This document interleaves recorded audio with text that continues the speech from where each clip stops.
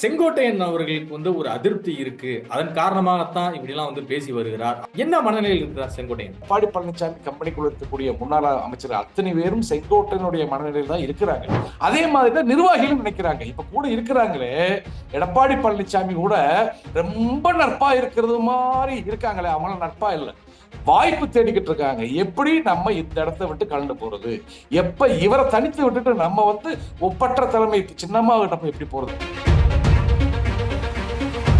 எம்ஜிஆர், ஜெயலலிதா ஆகியோரின் மறு உருவம் தான் எடப்பாடி பழனிசாமி அவர்கள் அப்படிங்கிறது குறிப்பிட்டிருக்காரு. அந்த ஆள ஒரு நிலை இல்லாதவன், மாட்டுத்தாவடி பஸ் ஸ்டாண்ட்ல சுண்டல் விற்கிறவன் தான் நீ. யாரு?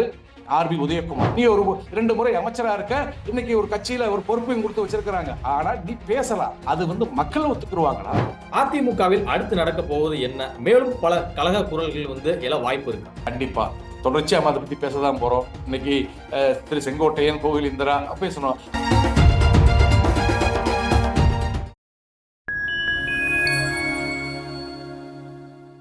ஃபைன் டைம் வாய்ஸ் நேயர்களுக்கு வணக்கம். நான் உங்கள் செங்கிதுபன். நம்ம சிறப்பு நிகழ்ச்சியில் நம்மோடு இணைந்திருக்கிறார் சசிகலா ஆதரவாளர், அதிமுக முன்னாள் நிர்வாகி, மதிப்பிற்குரிய திரு தேனி கருண் அவர்கள். வணக்கம் தம்பி. வணக்கம். நலமா இருக்கீங்களா? நலமா இருக்கேன் சார். நலமா இருக்கீங்களா? நலமா இருக்கேன் தம்பி. சொல்லுங்க தம்பி. செங்கோட்டையன் அவர்களுக்கு ஒரு அதிருப்தி இருக்கு. அதன் காரணமாகத்தான் இப்படிலாம் பேசி வருகிறார் அப்படின்னு சொல்லி பொதுவாக ஒரு விமர்சகரால் வைக்கப்படுகிற ஒரு விஷயமா இருக்கு. அது மட்டும் இல்லாம இப்ப அமமுக அப்புறமேல சசிகலா ஆதரவாளர்கள் மத்தியிலும் செங்கோட்டையனுடைய கருத்து சரியானதுதான் அப்படிங்கிற மாதிரி சொல்லிட்டு வராங்க. ஆனா செங்கோட்டையன் நான் அம்மா அப்புறமேல ஒரு எம்ஜிஆருடைய படங்கள் இல்லைங்கிறதுக்காக தான் நான் புறக்கணித்தேன் தவிர மற்றபடி எந்த பிரச்சனையும் இல்லை அப்படிங்கிறது குறிப்பிடுறாரு. அதிமுக துரோகத்தால் தான் தோல்வி அடைந்தது அப்படிங்கிறது குறிப்பிட்டிருக்காரு. அதற்கு வேறு ஒரு விளக்கமும் இன்னைக்கு கொடுத்திருக்கிறாரு. என்ன மனநிலையில் இருக்கிறார் செங்கோட்டையன்? இல்ல, செங்கோட்டையன் ஒரு அமைதியான மனுஷன். இருக்கிற அமைச்சர்களே ரொம்ப அமைதியா, ரொம்ப பொறுமையா சிந்திக்கக்கூடிய ஒரு மனுஷன். புரட்சித் தலைவர் எம்ஜிஆர் காலகட்டத்து ஒரு முக்கிய அமைச்சர், கொங்கு மண்டல தளபதியாக செயல்பட்ட ஒரு அமைச்சர். இன்னைக்கு ஒரு சின்ன அலிகேஷன் அவருக்கு இருந்தது அம்மா காலகட்டத்தில், குடும்ப ரீதியாக. அந்த அலிகேஷன் இல்லாம இருந்தது அன்னைக்கு அவரு தான் முதலமைச்சராக இருப்பாரு. எடப்பாடி பழனிசாமி அவருக்கு பதிலாக இவரை ஆக்கியிருப்பாங்க. அந்த அளவுக்கு ஒரு தகுதி வாய்ந்த ஒரு மனுஷன். அதனால செங்கோட்டையன் ஏன் அமைதி காக்கிறார், எதனால ஒவ்வொரு விஷயங்களும் ஊர்ந்து அவருடைய பேச்ச பாருங்க, ரொம்ப நிதானமா பேசுவார். அவர் பேசுறாரு. நிறைய பேர் இவர் அண்ணன் பேசட்டும், பின்னாடியே அதே பாணிக்கு நம்ம போயிடலாம்ன்றத உள்ள இருக்கக்கூடிய எடப்பாடி பழனிசாமி கம்பெனிக்குள்ள இருக்கக்கூடிய முன்னாள் அமைச்சர் அத்தனை பேரும் செங்கோட்டையனுடைய மனநிலையில் தான் இருக்கிறாங்க. அதைத்தான் நம்ம தொடர்ச்சியா எல்லா ஊடகத்திலையும் நம்ம சொல்றோம். எடப்பாடி பழனிசாமி கூட இருக்க அத்தனை பேருமே அடுத்து அவங்க அரசியல்ல தன்னை நிலைநிறுத்தணும், அடுத்தடுத்து தன்னை அதிகாரத்துக்கு வரணும், அதிகாரமயமா இருந்தா தான் அவங்களுக்கு மரியாதை. ஒரு சாதாரணமா கணக்கோடியில் இருக்கக்கூடிய ஒரு கிளைக்கழக செயலாளர் கூட தனது இயக்கம் என்பது அதிகாரத்தில் இருந்தா தான் அவனுக்கு உண்டான மரியாதை. அவன் இரட்டை சின்னத்துக்கு ஓட்டு கேட்டிருப்பான், அந்த வாக்காளர்களை பார்த்து நல்லது செய்ய முடியும். அதுதானே உண்மை. ஒரு அரசியல் கட்சி அதிகாரத்துக்கு வந்தா வாக்களித்தவங்களுக்கு நல்லது செய்ய முடியும். அப்படின்ற போது இந்த கணக்கோடியிலிருந்து மேல்மட்டம் வரைக்கும் என்ன எண்ணோட்டத்தில் இருக்கிறாங்க, எடப்பாடி பழனிசாமி தவிர்த்து அத்தனை பேரும் என்ன நினைக்கிறாங்க, இவருடைய நிர்வாகத்திறன் சரியில்லை, இவருடைய போக்கு சரியில்லை. ஏன்னா உங்களுக்கு பதவி கொடுத்தவங்களே யாருன்னு தெரியாது. அந்த இடைப்பட்ட காலத்துல ஆட்சிக்கு அவகேடு வரும்பொழுது அன்னைக்கு உறுதுணையா இருந்த ஓபிஎஸ் யாருன்னு தெரியாது, டிடிவி தினகரன் யாருன்னு தெரியாதுன்னு சொல்லும் பொழுது மக்களும் சரி தொண்டர்கள் அதிருப்தியில் இருக்கிறாங்க. என்னப்பா நீ தான் காலில் விழுந்த பதவி வாங்கின, தவந்து போய் பதவி வாங்கின, சட்டமன்றத்துல உரையை ஆரம்பிச்சாலே சின்னம்மா அவர்களையும் தினகரன் அவர்களை பேசி, அம்மா அவங்களை பேசிட்டு சின்னம்மாவை பேசிட்டு துணை பொதுச்சாளர் யாரு தினகரனை பேசிட்டு அந்த உரையை துவங்கக்கூடிய நீங்க இப்ப யாருமே தெரியாதுன்னு சொல்றீங்களே, அப்ப உங்களுக்கு வாக்களிச்சு எங்களுக்கு என்ன பலன் அப்படின்னு வாக்காளர்கள் நினைக்கிறாங்க. பொதுப்படையான வாக்காளர்களும் இயக்கத்தினுடைய தொண்டர்களும் அதே மாதிரிதான் நிர்வாகிகளும் நினைக்கிறாங்க. இப்ப கூட இருக்கிறாங்களே எடப்பாடி பழனிசாமி கூட ரொம்ப நட்பா இருக்கிறது மாதிரி இருக்காங்களே, அவங்கள நட்பா இல்லை, வாய்ப்பு தேடிக்கிட்டு இருக்காங்க. எப்படி நம்ம இந்த இடத்தை விட்டு கலந்து போறது, எப்ப இவரை தனித்து விட்டுட்டு நம்ம ஒப்பற்ற தலைமை சின்னம்மா நம்ம எப்படி போறது. ஏன்னா சின்னம்மா அவங்களுக்கு சுயநலம் இல்லாம ஒரு பொதுநலமான சிந்திக்கக்கூடிய ஒரே அரசியல்வாதி அப்படின்னா சின்னம்மா அவங்க தான். சுயநலமே கிடையாது. சுயநலம் அன்னைக்கு இருந்துருந்துச்சுன்னா அம்மா இறப்புக்கு பிறகு அதே கூவத்தூர்ல எடப்பாடி பழனிசாமி பதில் எத்தனையோ ஜாம்பவான்கள் சின்னம்மா சொந்த பந்தத்துல இருக்கிறாங்க.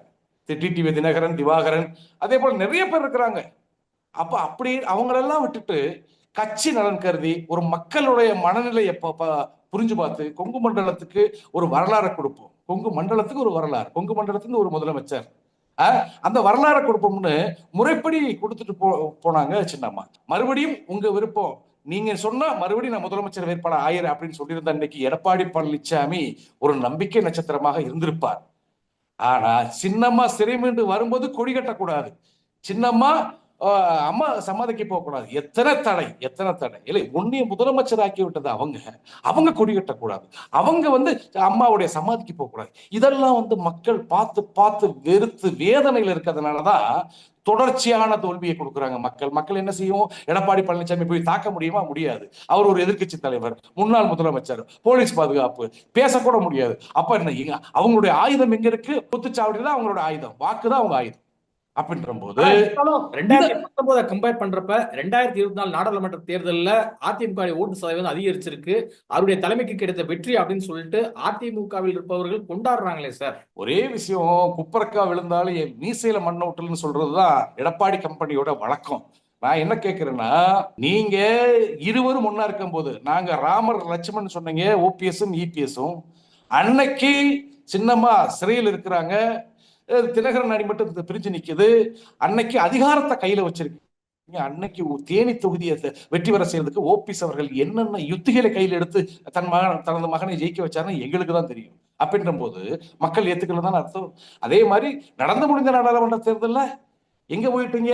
எங்கேயோ போயிட்டீங்க. 3வது இடம், 4வது இடம், இரட்டை இலை சின்னம் டெபாசிட் போச்சு, நாம் தமிழர் டெபாசிட் வாங்கிடுச்சு, இரட்டை சின்னம் டெபாசிட் போச்சு. இப்படி பல தொகுதிகளில் எந்த அளவுக்கு சீர்கெட்டு போச்சு இயக்கத்தினுடைய அந்த ஆதரவாளர்கள் வேலை செய்யாம. தானே உண்மை. இப்ப கட்சிக்காரன் வேலை பார்க்காட்டி பொதுமக்கள் எப்படி ஓட்டு போடுவான்? முதல்ல நான் வேலை பார்க்கணும். அப்பதான் நான் 4 இடத்துல பொதுமக்கள்கிட்ட போய் வாக்கு சேகரிக்க முடியும். அம்மாவுடைய ஆட்சியை சொல்லி, அம்மாவுடைய நல்ல விஷயங்களை சொல்லி ஓட்டு கேட்க முடியும். நானே வேலை செய்யாம இருந்துகிட்டா அப்புறம் எப்படி ஓட்டு போடுவாங்க? ஆகவே இவர்கள் குப்பரக்கா விழுந்தாலும் மீசையில மண்ணோட்டல, நாங்க குறிப்பிட்ட வாக்கு சதவீதம் வச்சிருக்கோம். 45% மேலான அதிமுக வாக்கு இன்னைக்கு எங்க வந்து நிக்குது? பாதிக்கு பாதி வந்து நிக்குது. அதுலயும் கூட அதுல கூட்டணி யாரு? தேமுதிக கூட்டணி. அவங்க வாக்கு சதவீதம் அதுல தான் விழுந்திருக்கும். ரெட்டலை சின்னத்தை தான் ஓட்டு போட்டிருப்பாங்க. அவங்க தொகுதி அவங்க பிரிச்சதுக்கு அவங்க சொன்னா, மற்ற இடத்துல அதே விஜயகாந்த் கட்சி சேர்ந்த ஊருக்கு 10 பேர் இருந்தா கூட 10 பேர் யாருக்கு ஓட்டு போடுவாங்க? இரட்டலை தானே. அப்படி போட்டும் கூட நீங்க எல்லா கூட எட்ட முடியல. அப்படின்ற போது எல்லா நிர்வாகிகளும் மனக்குழப்பத்தில் இருக்கிறாங்க.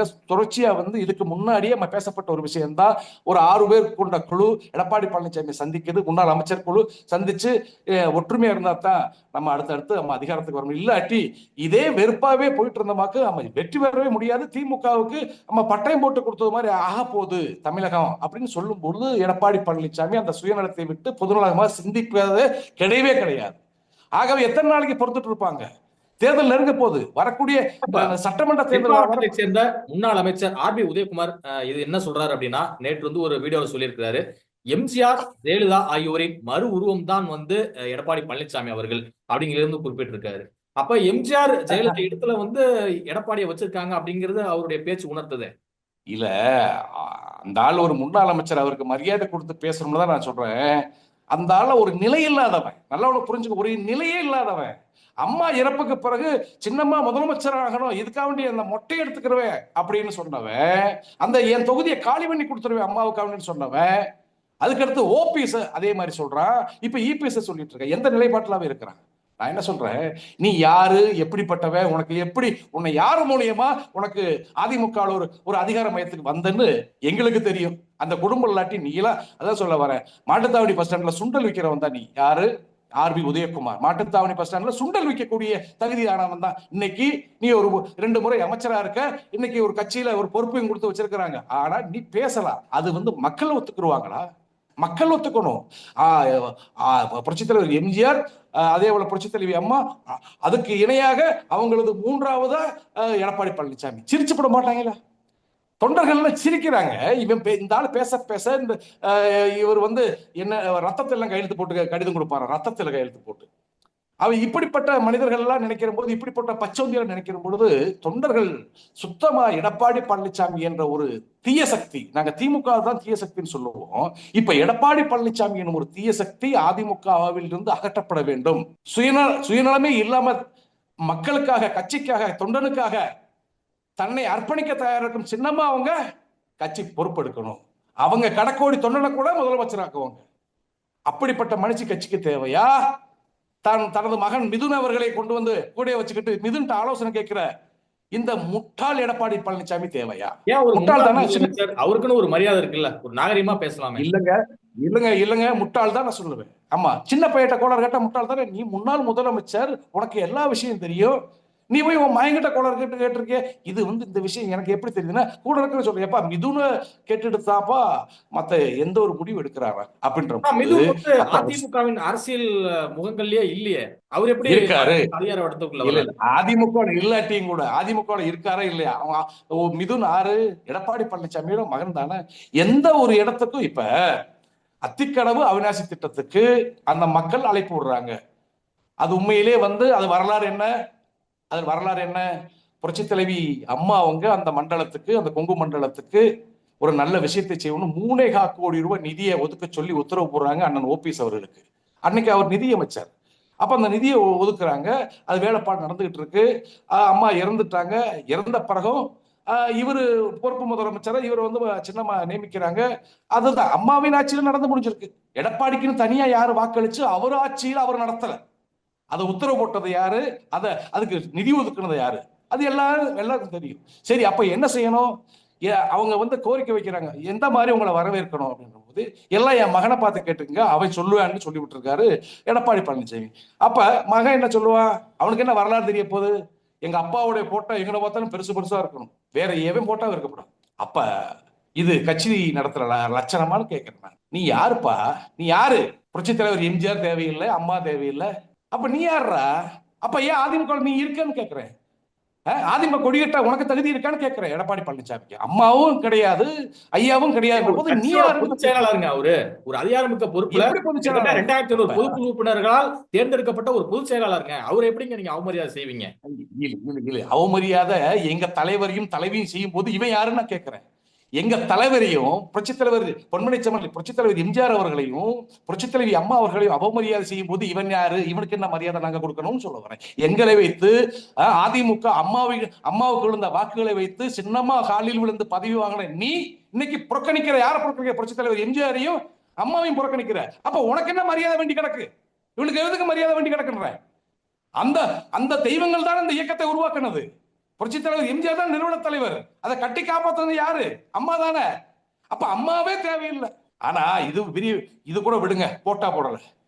பொது மேடையில மிதுனை தனக்கு அடுத்து களம் இருக்கிறாரா அரசியல்ல எடப்பாடி பழனிசாமி? ஆமா, அதுதான் இது முழுக்க முழுக்க எடப்பாடி பழனிசாமி ஆளுகின்ற திமுகவோடு ரகசிய லிங்க் வச்சிருக்கிறாங்க. இந்த திமுக என்ன கொள்கை? குடும்ப கொள்கை. எப்படி கலைஞர், ஸ்டாலின், அதே ஒரு உதயநிதி, நீ இன்ப நிதி வரும். அதே மாதிரி அடுத்து மிதுன களை இறக்குவோம், அவங்க பாணியில் நம்ம போவோம் நினைச்சிட்டு அவர் ஒரு சுயநலமா போயிட்டு இருக்கிறாரு. அதுக்கு திமுகவினுடைய கைக்கூலியாக இருக்கிறார். திமுகவுடைய ரகசிய உடன்பாடு வச்சிருக்காரு. நாடு உள்ள தெரியும், நாங்களே சொல்லியிருக்கோம் எல்லா ஊடகத்திலும். அப்படி இருக்கும்போது அவங்க கூட இருந்தா அவங்க சிந்தனை தானே வரும். களவாணி பேயோட சேர்ந்தா களவாணி புத்தி தானே வரும். அது மாதிரிதான் நான் சொல்ல வரேன். அதிமுகவை பொறுத்த அளவுக்கு குடும்ப அரசியலுக்கு ஒரு காலத்தில் இடங்க தர மாட்டாங்க அம்மா அவங்களும் சரி, புரட்சி தலைவர் எம்ஜிஆர். அதெல்லாம் கடக்கோடி தொண்டன் தீர்மானிப்பான் தலைமை யார் என்பதை. கடக்கூடி இருக்க தொண்டன் தீர்மானிப்பான்னு சொல்லி புரட்சி தலைவர் எம்ஜிஆர் பைலாவில் எழுதியிருக்காரு. அந்த பைலாவை இவர்கள் சுயநலத்துக்காக அதை திருத்தி அதை மாற்றி அமைச்சு புதிதாக செயற்குழு பொதுக்குழு உறுப்பினர்களை உருவாக்கி மாவட்ட செயலரை உருவாக்கி பல ஆயிரம் கோடி ப்ராசஸ்ல இவர் பொதுச் செயலாளர் வந்திருக்கிறார். எந்த தொண்டை விரும்பினா எடப்பாடி தான் எங்க தலைவரா இருக்கணும் எங்க போராட்டம் போட்டா? உங்கள்கிட்ட பணம் இருந்துச்சு, பணத்துக்கு விலை போயிட்டாங்க. இப்ப இருக்கக்கூடிய நிர்வாகிகள் பணத்துக்காக விலை போயிருக்கானுவ. முடிஞ்சு போச்சு. வரக்கூடிய சட்டமன்ற தேர்தலுக்குள்ள எல்லாருமே எங்களை வளர்த்து விட்டது தாய், அந்த தாயிட்டு போறோம். எல்லாம் போயஸ்கரன் வர போறாங்க சின்னம்மா அவர்களை சந்திக்க. சிறையில இருந்து வெளியே சட்டமன்ற தேர்தலின் போது வெளியே தான் இருந்தாங்க சசிகலா அம்மையார் அவர்கள். அப்படி இருந்தும் கூட பல நிர்வாகிகள் சசிகலா அம்மையார் சந்திக்கவே இல்லையே. அப்படி இருக்கும்போது 2026 மட்டும் எப்படி சந்திப்பாங்க? இல்ல ஒரே விஷயம் நீங்க நல்லா புரிஞ்சுக்கணும்.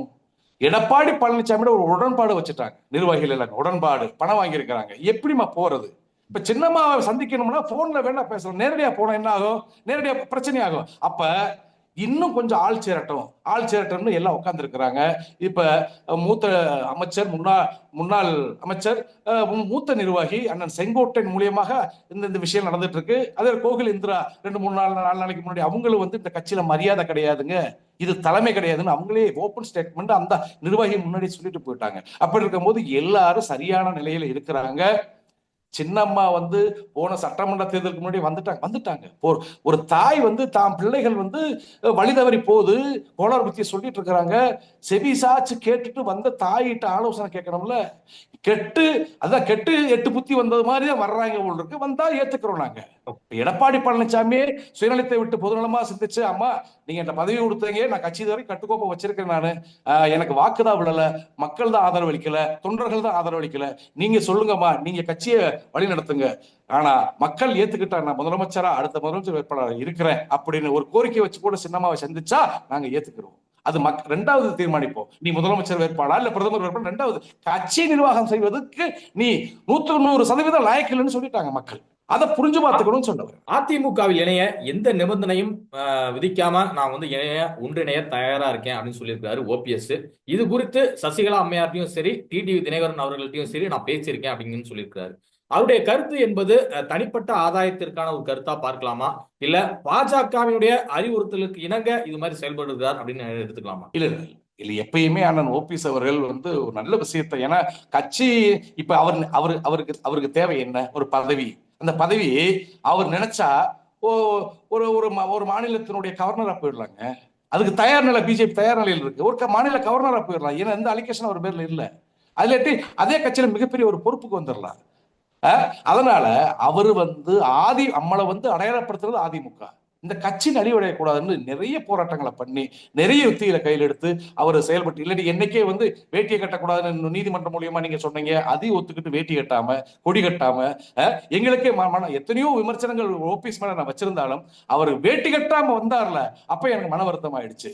இப்படி ஒரு சுயநலவாதிகள் அண்ணன் ஓபிஎஸ் அவர்களை வேட்டி கட்டக்கூடாது, காலங்களை கொடி கட்டக்கூடாதுன்னு இப்படி கோர்ட் மூலியமா ஒரு தீர்ப்பு வாங்கியிருக்கானே அப்படின்னு எரிச்சல் மேல எரிச்சல் தான் எடப்பாடியை பார்க்கிற மேல வந்துச்சு. அதனால எந்த ஒரு நிபந்தனையும் இல்லை, எடப்பாடி நிபந்தனை எங்களை விதிக்க முடியாது. நாங்க எந்த ஒரு நிபந்தனையும் இல்லாம இருக்கிறோம். வரக்கூடிய நபர்கள் அனைவரும் வாங்க, அத்தனை அமைச்சர்கள் வாங்க, உங்களை எப்பயுமே அண்ணன் தம்பிகளா நாங்க சேர்த்துக்கிறோம். ஏன்னா ஒரு குடும்பம் தானே இது, நாங்க எந்த ஒரு நிபந்தனை விதிக்க மாட்டோம்னு தான் அதை சொல்றாரு. அது சின்னமாவும் அதைத்தான் சொல்றாங்க. ஒற்றுமைக்கு உண்டான முயற்சிகளை எடுத்துக்கொண்டு இருக்கிறார். அது 90% சரியாயிடுச்சுன்னு தான் சின்னம்மா சொல்லிட்டு இருக்காங்க. ஆகவே இன்னும் கூடி போன ஒரு மாசத்துக்குள்ள எல்லாம் சரியாயிடும் தம்பி. கண்டிப்பா அனைத்து இந்திய அண்ணா திராவிட முன்னேற்ற கழகம் ஒரு மாபெரும் இயக்கம். இந்த இயக்கத்தை திமுக என்ற தீய சக்தியிட்ட போய் வித்துப்பட மாட்டோம் நாங்க. ஏன்னா எடப்பாடி பழனிசாமி அரைவாசியை வித்தது மாதிரி தெரியுது. இனி அதை மீட்டெடுக்கிற வேலைதான் எங்களுடைய வேலை. முன்னாள் முதலமைச்சர் ஜெயலலிதா அவர்களுடைய 27 கிலோ தங்க நகைகள் வந்து தமிழ்நாடு அரசிடம் ஒப்படைக்கும் பணி வந்து தொடங்கி இருக்கு பெங்களூர்ல. இதை வந்து எப்படி பாக்குறீங்க? ஏன் இது குறித்து அதிமுக தலைமை எந்த ஒரு முடிவுமே எடுக்காம அமைதி காக்குறாங்க? இல்ல, இதுல வந்து அதிமுக முன்னாள் அமைச்சர், அதிமுகவுடைய எதிர்கட்சி தலைவர் எதுவும் பேச மாட்டாரு. நான் என்ன பேச, நீதிமன்றம் சீஸ் பண்ணி இருக்கிறாங்க. அவங்களுடைய நகை, அவங்களுடைய பொருட்கள் எல்லாமே வந்து அந்த தண்டனை விதித்தார்கள். தண்டனை விதிக்கும் பொழுது அதுக்குண்டான அவதார தொகை அதுக்காகத்தான் அதை வேலை விடுறதா தான் நம்ம கேள்விப்படுறோம். இதுல என்ன சொல்லுவது, நீதிமன்றம் ஒரு முடிவுக்கு வந்து கர்நாடக அரசை சார்ந்த நீதிமன்றம் அந்த பொருளை ஏல விடுறான்ற போது இதுல என்ன கருத்து சொல்ல வேண்டியது இருக்கு? இப்ப யாரோ நான் கூட அதை பத்தி என்ன சொல்றது, இல்ல இது தவறு, அந்த நகையை நாங்க ஏல விட மாட்டோம், அம்மாவுக்கு வேணும்னு நம்ம சொல்ல முடியாது. ஏன்னா நீதிமன்றம் ஒரு முடிவெடுத்த பிறகு அதை நீதிமன்றத்தை எதிர்க்க முடியாதுன்னு சொல்லுவேன் நான். என்னை சோதித்து பார்க்காதீங்க அப்படின்னு சொல்லி செங்கோட்டையன் சொல்லி இருப்பது என்பது அவர் பின்னணியில் வந்து பாஜக இருந்து இயக்குகிறதா அப்படிங்கிற கேள்வியை வந்து அதிமுக வட்டாரத்தில் வந்து எழுப்புறாங்க. இதை நீங்க எப்படி பாக்குறீங்க? எல்லாத்தையும் அப்படிதான் சொல்றாங்க. திரு சீமான கூட பாஜக இயக்குதுன்றாங்க, சின்னம்மாவே பாஜக இயக்குது, டிடிவி தினகரனை பாஜக இயக்குது, ஓபிஎஸ்ஐ பாஜக. நான் இங்க என்ன சொல்ல வரேன்னா, எல்லாரும் ஒற்றுமையா இருந்தா நம்ம அதிகாரத்துக்கு வருவோம், அதைத்தான் சொல்றாங்க. அதை சொன்னோடனே பாஜக இயக்குதுன்னு நம்ம சொல்ல முடியும். செங்கோட்டையனுக்கு புத்தி இல்லையா? அவர் எவ்வளவு பழமையான ஒரு மந்திரி, புரட்சித் தலைவர் எம்ஜிஆர் காலத்துல மந்திரி சபையில இருந்தவர், இன்னும் வந்து அந்த பக்குவம் என்பது மாறாம பேசுறாரு. ஒரு வார்த்தை திக்காது அவருடைய வார்த்தை. அப்படிப்பட்ட மனுஷனுக்கு அடுத்தவருடைய ஆலோசனை தேவையான அவசியம் கிடையாது. ஆலோசனை என்றால் அது சின்னம்மாவோட ஆலோசனை மட்டும்தான் அவர் கேட்கக்கூடிய வாய்ப்பு இருக்குது. அடுத்தவங்க ஆலோசனைக்கு அவர் போக மாட்டார். அதிமுகவில் அடுத்து நடக்க போவது என்ன? மேலும் பல கலக குரல்கள் வந்து எழ வாய்ப்பு இருக்கா? கண்டிப்பா தொடர்ச்சியா நம்ம அதை பத்தி பேசதான் போறோம். இன்னைக்கு திரு செங்கோட்டையன், கோவில் இந்திரா பேசணும். அடுத்து முன்னாள் அமைச்சர்கள் எல்லாம் அவங்க அவங்க அவங்க அவங்களுடைய மனசுல இருக்கிறத சொல்லத்தான் போறாங்க. ஏன்னா தேர்தல் நெருங்க போகுது. கடந்து ஓடிடும். ஒரு வருஷம் என்பது கடந்து ஒரு செகண்ட்ல ஓடிடும். அப்படின்ற போது இந்த தேர்தலுக்கு முன்னாடி நம்ம கட்சியை ஒற்றுமைப்படுத்தணும். இல்லாட்டி ஒரு எடப்பாடி பழனிசாமி பெரியாள் அவர் முன்னாடியே நம்ம இருப்போம் அப்படின்னா அது ஆகாது. யாருமே ஏத்துக்கிற மாட்டாங்க. அப்ப அந்த தேர்தலுக்கு முன்னாடி கட்சி ஒற்றுமைக்கு உண்டான வேலைகளை அங்க இருக்கக்கூடிய நிர்வாகிகள் செஞ்சுட்டு இருக்கிறாங்க. நல்லதே நடக்க போகிறது. அதிமுக என ஒரு மாபெரும் இயக்கம் அம்மாவுக்கு அடுத்தபடியா புரட்சித்தாய் சின்னம்மாவை தவிர்த்து விட்டு யாராலும் நடத்த முடியாது, அதிகாரத்துக்கு கொண்டு வர முடியாது. அது எல்லாருமே அறிஞ்ச விஷயம். அதிமுக உட்கட்சி விவகாரத்தை வந்து தேர்தல் ஆணையமே விசாரிக்கலாம் அப்படிங்கிற ஒரு ஹைகோர்ட் தீர்ப்பு என்பது இரட்டை இலை வந்து முடக்குவதற்கான ஒரு வாய்ப்பு இருக்கு அப்படின்னு கருதுறீங்களா? இல்ல ஒற்றுமையா இணைந்து வந்தா இரட்டை இலை தரப்படும் அப்படிங்கிற ஒரு முயற்சிக்கான ஒரு விஷயமா பாக்குறீங்க? கண்டிப்பா ஒற்றுமையா வரணும். ஒற்றுமையா வந்து ரெட்டை சின்னத்தை ஏன் முடக்கணும்? எங்களுக்கு முடக்கக்கூடிய ஆசையே இல்லை. ஆனா நீதிமன்றம் நல்ல தீர்ப்பு கொடுத்திருக்கு. ஏன்னா கட்சிக்குள்ள குழப்பம் இருக்கிறதுனாலதான். ஏன்னா நீதிமன்றமும் ஒரு அரசியல் கட்சியை உடைச்சு நாசமாக்கிறது. நீதிமன்றமும் கட்சிகளை பாதுகாக்குது.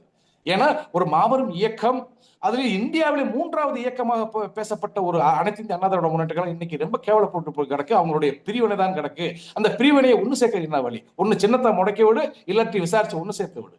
அப்ப பொறுப்பான விஷயத்த சொல்லியிருக்கு தேர்தல் ஆணையத்துக்கு. தேர்தல் ஆணையம் பொறுப்பாக நடந்து கொள்ளும் என்ற நம்பிக்கை எங்களுக்கு இருக்கிறது. எங்க சின்னத்தை முடக்குங்க நான் ஒரு வாரத்தில் ஒரு நேரத்தில் சொல்ல மாட்டோம். ஒற்றுமையா இருக்கணும். ஒற்றுமைக்கு இடையூறா எடப்பாடி பழனிசாமி இருந்துகிட்டு நான் தான் போச்சுன்னா சின்ன முடக்கப்படும். அது அவன் சின்ன முடக்க காரணம் யாரு? எடப்பாடி பழனிசாமியா தான் இருப்பான். ஆனா தொடர்ந்து கேஸ் மேல கேஸ் போட்டுக்கிட்டே இருக்கீங்களே சார். எடப்பாடி எதிர்த்து வந்து கேஸ் போட்டுக்கிட்டே இருக்கீங்களா? இபிஎஸ் வந்து சம்மதிப்பாரு, உள்ள எல்லாத்தையும் அரவணைச்சு போனா எப்படின்னு சம்மதிப்பாரு. இல்லங்க, ஒரு வார்த்தை சொல்லிட்டுங்க, கேஸ்ல நாங்க வாபஸ் வாங்கிறோம். கட்சியோட நிரந்தர பொது அம்மாவுக்கு அடுத்தபடியா நிரந்தர பூஜை சின்னமா தான். சின்னமாட்ட கேட்டு முடிவெடுப்போம். சின்னமாட்ட வந்து நிக்கட்டுங்க, எல்லா கேஸும் வாபஸ். ஓபிஎஸும் கேஸ் போட மாட்டார், யாரும் கேஸ் போட மாட்டாங்க. ஒரு வார்த்தை ஏன் அந்த சுயநலத்தை விட்டு பொதுநலமா ஏன் சிந்திக்க உனக்கு மனசு வரல? அப்ப பதவி வெறிதானே? உங்களை அடையாளப்படுத்தணும் அவங்க. சரி, நீ ஆண்டு அனுபவிச்சுட்டு 4.5 ஆண்டுகள் நீ முதலமைச்சரா இருந்த, அதுக்கடுத்தபடி இப்ப எதிர்கட்சி தலைவராக இருக்க, பொதுச்செயலாளர் சொல்ற. சரி போதும், அடுத்தடுத்து வாய்ப்பு வேணாமா? அடுத்தடுத்து நான் என்ன சொல்றேன், அதிமுக ஒரு குடும்ப கட்சி இல்லையில, எல்லாருக்கும் அந்த வாய்ப்பு வேணுமா இல்லையா? அப்படின்ற போது இறங்கி வரக்கூடிய நபர் யாரு? எடப்பாடி பழனிசாமி இறங்கி வரணும். இறங்கி வந்து சுயநலத்தை விட்டு பொதுநலமா சிந்திச்சா வழக்கம் கிடையாது, ஒண்ணும் கிடையாது. நான் போய் சால்வ புத்துவேன். யாருக்கு? எடப்பாடி பழனிசாமி. எதிரியாக பார்த்தா நான் சால்வ புத்துவேன். இன்னும் அவரை நான் விமர்சனம் பண்ண வழக்குகள் இன்னும் 5 வழக்கு நிலுவையில் இருக்கு. அந்த வழக்கை பூரா நாங்க பாத்துக்கிறோம், ஒன்றும் பிரச்சனை இல்லை. அண்ணனுக்கு சால்வ புத்தி அவரை இன்னும் மரியாதை கொடுப்போம். இல்ல இவங்க எல்லாம் கட்சியிலிருந்து நீக்கப்பட்டவங்க, இவங்களுக்கு எங்க இயக்கத்துக்கு சம்பந்தம் இல்லைன்னு சொல்ல நாசமா போயிடுவாங்க.